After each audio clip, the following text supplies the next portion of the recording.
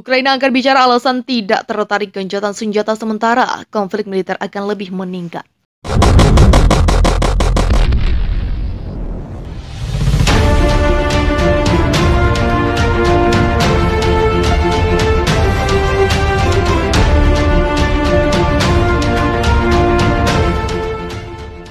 Seorang anggota tim Ukraina yang bernegosiasi dalam pembicaraan damai Rusia-Ukraina menyatakan gencatan senjata sementara dengan Rusia tidak berarti dan hanya akan mengarah pada eskalasi lebih lanjut dalam konflik militer yang sedang berlangsung antara Kiev dan Moskow.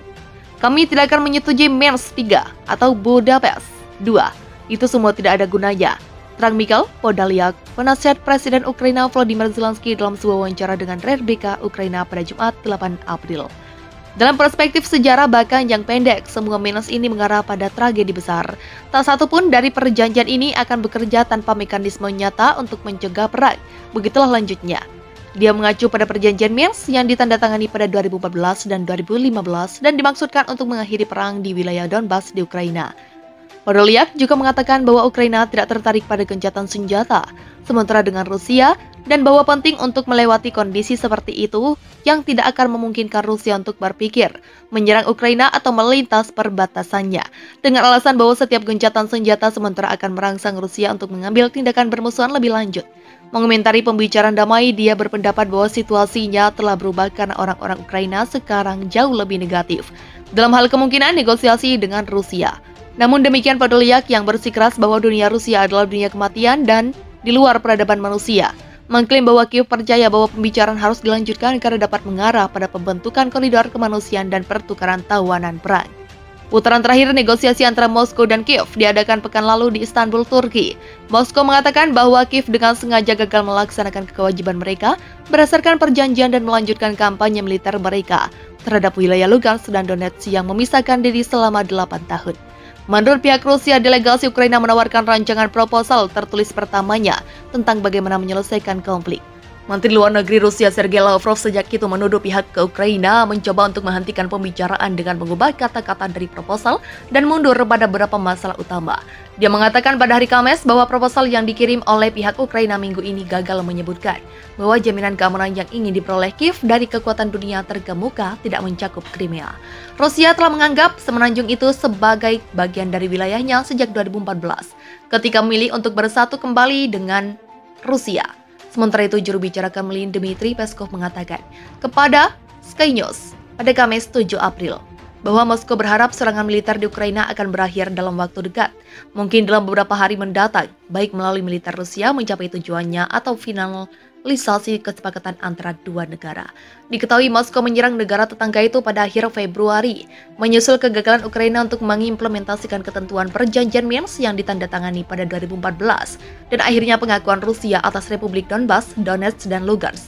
Protokol Minsk yang ditengahi Jerman dan Prancis dirancang untuk mengatur status wilayah di dalam negara Ukraina. Rusia kini menuntut agar Ukraina secara resmi menyatakan dirinya sebagai negara netral yang tidak akan pernah bergabung dengan blok militer NATO yang dipimpin AS. Kiev menegaskan serangan Rusia benar-benar tidak beralasan dan membantah klaim bahwa pihaknya berencana untuk merebut kembali kedua republik dengan paksa.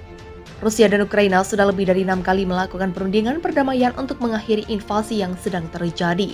Dalam pertemuan terakhir, kedua negara melakukan negosiasi damai di Istanbul, Turki pada 29 Maret 2022 lalu. Berdasarkan hasil negosiasi, delegasi Rusia melaporkan jika Kiev telah siap dengan status netral, non-blok dan non-nuklir. Namun ketentuan dalam rancangan perjanjian disampaikan kepada negosiator Rusia oleh Ukraina berbeda dari yang digariskan pada pembicaraan yang diadakan di Istanbul tersebut. Kemarin pihak Ukraina mempresentasikan rancangan perjanjian kepada negosiator kami yang menunjukkan penyimpangan yang jelas dari ketentuan utama yang disepakati pada pertemuan di Istanbul pada 29 Maret. Ketentuan ini ditetapkan dalam dokumen yang ditandatangani oleh David Arahamia, kepala dari delegasi Ukraina, kata Menteri Luar Negeri Rusia Sergei Lavrov. Sebelumnya dalam negosiasi Ukraina setuju bahwa jaminan keamanan masa depan untuk Ukraina tidak akan berlaku untuk Crimea dan Sevastopol. Namun dalam draft kesepakatan yang baru, Ukraina justru menuliskan hal lain. Draft yang disajikan kemarin tidak berisi pernyataan yang jelas ini. Sebaliknya, ia menawarkan formulasi yang tidak jelas tentang semacam kontrol efektif. Per 23 Februari, kata Lavrov menambahkan, Lebih lanjut, Lavrov mengatakan pihak Ukraina telah mengajukan tuntutan agar masalah Crimea dan Donbas dibahas di tingkat Presiden Rusia dan Ukraina. Kita semua ingin bagaimana Presiden Zelensky berulang kali mengatakan bahwa pertemuan seperti itu hanya dapat terjadi setelah konflik berakhir. Begitulah ujarnya. Kemungkinan pada tahap berikutnya pihak Ukraina akan meminta penarikan pasukan dan menumpuk lebih banyak prasyarat. Rencana ini dapat dimengerti tapi tidak dapat diterima, tutur sang menteri lagi. Lavrov juga mengatakan jika Rusia telah menerima provokasi yang terjadi di Bucha baru-baru ini. Mereka juga siap menunggu sanksi yang akan dijatuhkan Barat karena hal tersebut. Sebagai tanggapan, kami menerima provokasi di Bucha yang segera digunakan oleh Barat untuk mengumumkan sanksi baru serta kekejaman terhadap tawanan perang Rusia oleh neonazi Ukraina, katanya seperti dikutip pikiranrakyat.com dari Sputnik. Diplomat Rusia menunjukkan bahwa dokumen yang ditandatangani oleh Arakhamia pada 29 Maret memperjelas bahwa selain statusnya yang netral, non-blok, non-nuklir, Ukraina akan berkomitmen untuk menahan diri dari latihan militer yang melibatkan pasukan pemerintah asing manapun tanpa terlebih dahulu. Ukraina juga siap menerima izin dari semua negara penjamin termasuk Rusia. Namun dalam rancangan perjanjian yang diterima kemarin, ketentuan yang tidak ambigu ini juga telah diganti. Sekarang ini berbicara tentang kemungkinan melakukan latihan dengan persetujuan hanya sebagian besar negara penjamin tanpa menyebut Rusia, kata Lavrov. Lavrov juga mencurigai dengan adanya proposal perdamaian yang tak sesuai ini, Presiden Zelensky dicurigai ingin tetap melanjutkan permusuhan.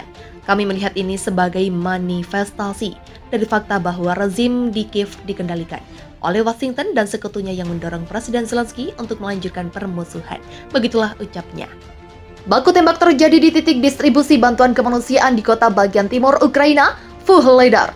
Kejadian ini mengakibatkan sedikitnya 2 warga tewas dan 5 orang lainnya luka-luka. Laporan tersebut disampaikan Gubernur wilayah Donetsk Pavlo Kirilenko. Sedikitnya 2 warga sipil Ukraina tewas dan 5 terluka akibat tembakan artileri Rusia yang menghantam titik distribusi bantuan kemanusiaan di kota bagian timur Ukraina, Vuhledar, kata Kirilenko dilansir dari Reuters pada Rabu 6 April 2022. Dalam sebuah postingan online, Kirilenko membagikan foto-foto dugaan serangan yang menunjukkan 2 wanita terbaring di tanah, 1 orang dengan luka serius di kaki dan 1 orang lainnya dengan kaki bersimbah darah.